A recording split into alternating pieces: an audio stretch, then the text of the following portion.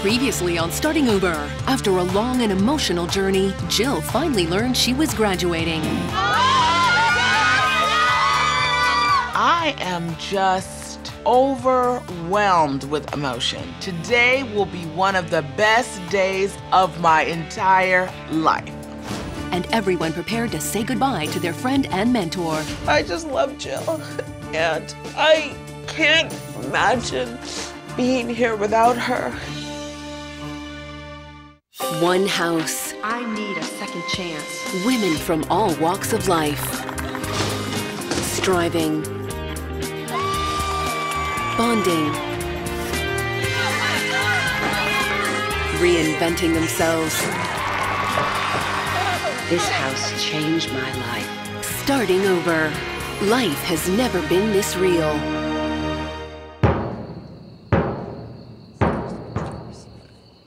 Be receptive. I haven't seen her hair. Here she comes.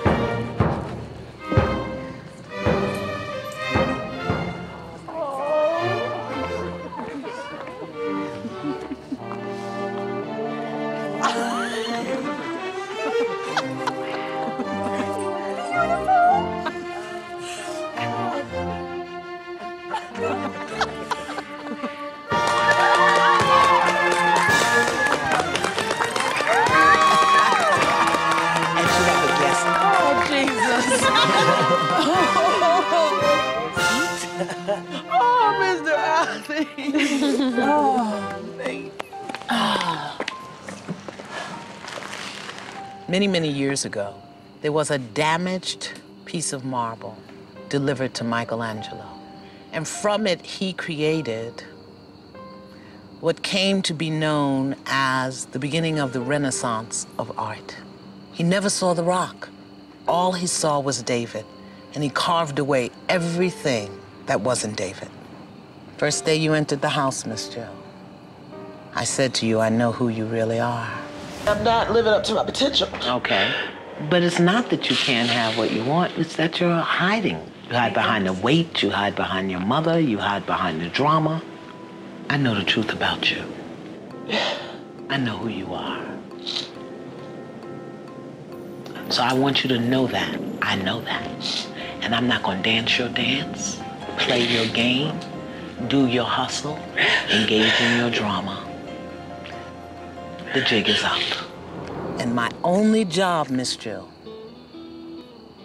was to carve away everything that wasn't you. It wasn't always easy. There was some doubt, Miss Jill, about what you believed about yourself when you got here. But on that first day, you had to push yourself completely out of your comfort zone to accomplish the first task at hand. That I can't do it. You can't do it or? Unable? Unable. And tell me why. Cousin. It doesn't fit.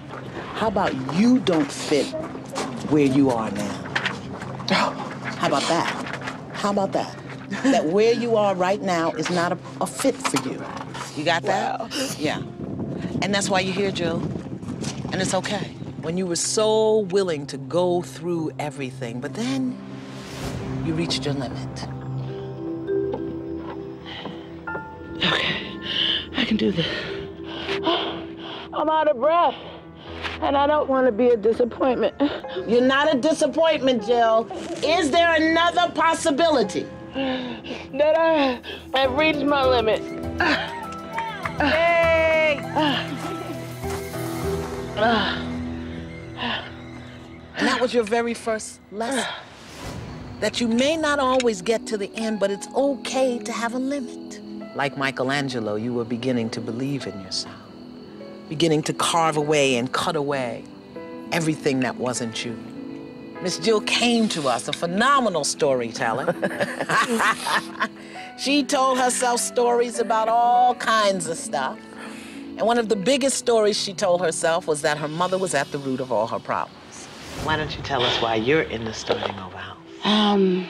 To cut the cord with my mother. I don't despise her, I just want her to get her foot off my neck. Boy, you got a gift for fiction. So we used your storytelling talents and your storytelling abilities on your first radio show here in the Starting Over house. Winona Ryder has nothing on me. Okay, that's right. I stole those shoes, and I'd have never thought twice about it if I hadn't gotten caught. It's true. It's true. Yes, honey, Miss Jill has fine taste with very, very little money. Now, those shoes were not the first time, but, you know, what's a girl to do when she's living beyond her means? I mean, yeah, really. Well, you told the story of your life, quite honestly, openly.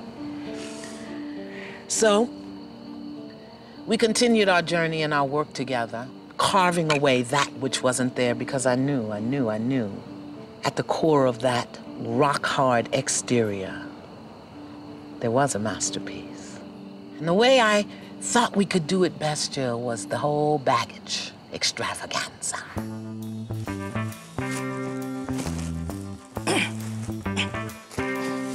Miss Jill? Yes? I'd like to introduce you to your baggage. Tell me something you've lied about. That I was okay. Okay, fold that up and put it in a liar suitcase. And you carried that baggage.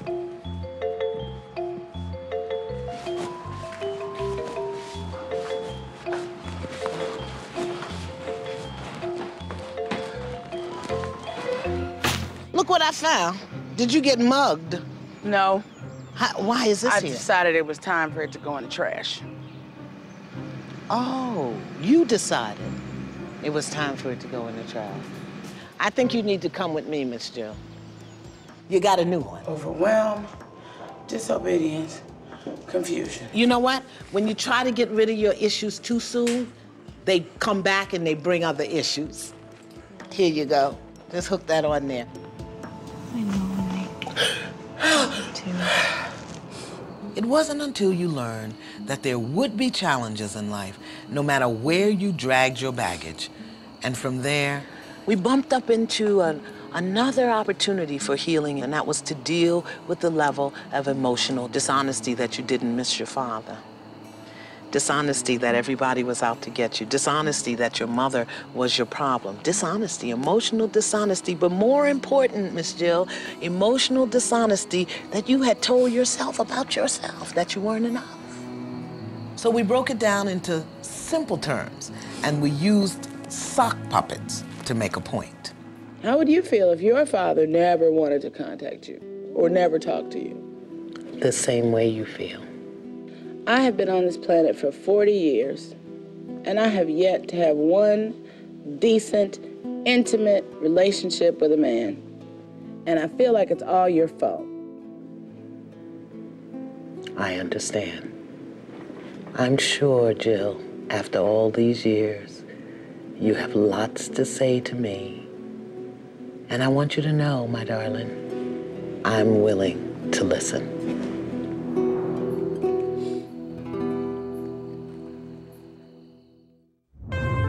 That was terrifying for you. And oh my, did you reach out to your father?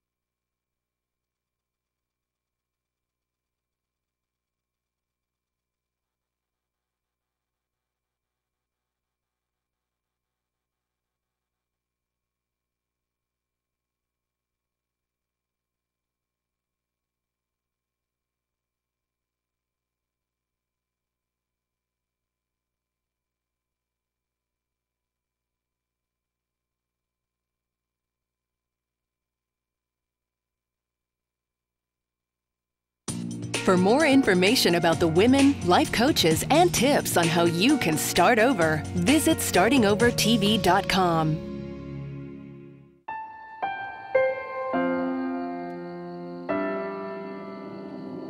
And then our challenge became, how do we remove these issues from your magnificence? How do we carve away everything that isn't Miss Jill? Your I am was attached to fact. Ooh, who is that? Oh, wow. I was kind of happy with my weight at that time. That's probably one of the smallest I've ever been. So carrying weight has been... My whole life. Okay. Yeah, I've never been thin. I've always been big. I was always probably the biggest one in the class, or everybody plays a role, and that was mine. And it was then that we met the true Miss Jill, her wonderful, authentic self, Miss Mabel. Oh, jeez. Don't you love her? Okay. Look at this nice, slim, trim body. Wow, that's great. Can you imagine that that's who you are at your core in your authentic self? And we put those qualities and traits and the characteristics all over Miss Mabel, because that was at the core of your being. Everything but that had to be chipped away in order for the wonderful masterpiece of that marble to shine through. So we dressed Miss Mabel in all your issues to see how you had covered your own beauty. Every item of clothes in there, you have to get on her. So here's the deal I'm gonna make you. Every pound you lose, you're able to take one pink garment off your authentic self. You admitted that you had tried many diets before and they didn't work. You knew this time if you wanted the weight to come off and stay off, you needed extra support. Where's Jill? Miss Jill? Do you want anything? They have garlic. There's salad here with dressing on the side. Yay! The housemates order pizza and dessert, all the fixings, everything. Why not just order a dagger and put it through my heart? Why don't you? You shared that your vice was cupcakes, but it took you giving them up to realize what they had done to you. I was in the grocery store, alone. There was a lone cupcake. With your name on it. It was a cupcake, and it said, Jill, it's me, the cupcake. Come here, sweetie. Yep, you have no idea. Yesterday, the struggle I had with that cupcake. It was a cupcake, but it was my whole life. I had to stand for myself. I had to stand hard for myself. And I didn't care. People thought I was crazy walking back and forth in this aisle, talking to myself about this cupcake. All of that support and love and that foundation led me to that moment when I could walk away from that cupcake. And I understand and hear me clearly when I say that a moment can change your life. Your dedication to your diet paid off. Pound? Yep, 1.2, yep. Okay. And your total pounds lost for the month, I think I said 20.2. Yeah, 20.2. So how do you feel about that? That's pretty good. Pretty good. 20 pounds in a month. Yeah, I feel good about that. Yeah, as well you should. As well you should. It was time for you to stand up and face the mother that you had been hiding from for 16 years. I was so proud to see the 41-year-old Jill stand up and tell her mother exactly what she needed to make her life complete. I felt like I sacrificed myself so that you could be happy. That's how I felt. I want to move because I want to be independent. Well, I don't know how we're gonna solve that. Tell her what you're afraid of, Mom. Tell her what you're afraid of. I'm afraid of dying alone. That's it. Mom, you are afraid to die alone, and so you cling to Jill. Because she's the only person you have on the planet. On the planet. And she feels that because you're alone and she just wants you to be happy, that she can't leave you alone because she's obligated to make sure you're happy. So we've got these two extremes here, and I want you to know that there's a happy medium. And that brought us to the indictment. By the universe of life and your authentic self, Miss Mabel indicted you for conspiracy to live an unfulfilled life, a 10-count indictment. Ms. Jill T., you have been accused of 10 counts of conspiracy to live a life unfulfilled. The starting over court charges: count 1, conspiracy to live an unfulfilled life. Count 2, harboring distortion, vision of self. Count 5, resisting structure, order, and accountability. Count 8, denying joy in the first degree. Count 10, flagrant disregard of love. Do you understand what you have been charged with? Yes. And that indictment led us to your sentencing hearing. And Judge Delarice gave you very specific assignments. Contact your father and pursue the career of your choice. Go on a date. If you will fulfill these conditions that I have asked you for, and they meet the satisfaction of your life coach, you will be eligible to graduate. Court is adjourned. All rise. You have made a demo tape. Rolling. Be seen, feel confident, look spectacular. And you went on your first date in 5 years. Hi. How are you? Are you George? I am. How are you? Jill. It was terrifying for you. And oh my, did you reach out to your father? So we wrote him and we sent him a videotape. I am your daughter. I have wanted to communicate with you for a very long time. The truth is that I missed having a father, and that as long as my father is still alive, that I need to make an attempt to speak with him and to, possibly be a part of his life and have him as a part of mine. He emailed you, and that led to a telephone reunion. Hello, Leonard.